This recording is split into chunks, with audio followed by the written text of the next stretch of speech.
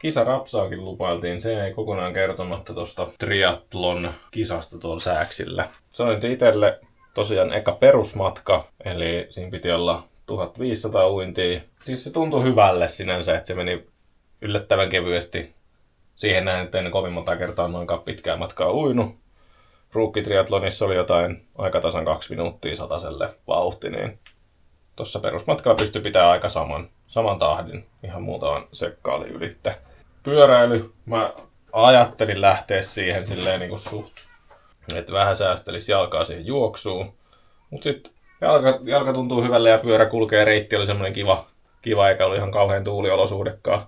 Siinä onnistui pitää semmoista hyvää melkein 3,6 keskivauhtia ja 44,6 kilsaa näyttää tämä matka. Mulla meni siihen tunti 14. Ehkä siitä nyt sit jotain kertoo sit vauhdista kuitenkin, että siinä tuli tehtyä oma 20 kilsan, 30 kilsan ennätys. Ja sitten me vielä kiristin vielä 40 kilsaa, niin sillekin tuli uusi ennätys.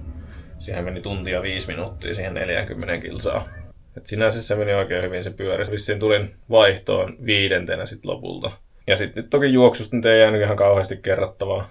Juoksu oli sinänsä vähän huonosti merkattu siellä, että mulla kävi sellainen pikku mokka, kun lopulta päähdyin sinne puolimatkan ja täysmatkan kääntöpaikalle.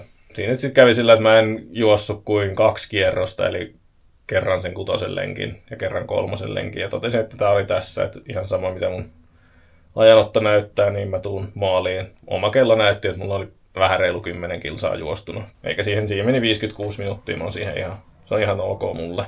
Tavoite oli, että alle 3 tuntiin perusmatka. Siinä nyt päästiin, vaikkakin tosiaan noin matkat oli niin kuin pikkasen yli, että jos 1600 eli 100 metriä enemmän uintia kuin normaalisti ja 5 kilsaa enemmän pyöräilyä kuin normaalisti, niin siihen näin mä oon ihan tyytyväinen.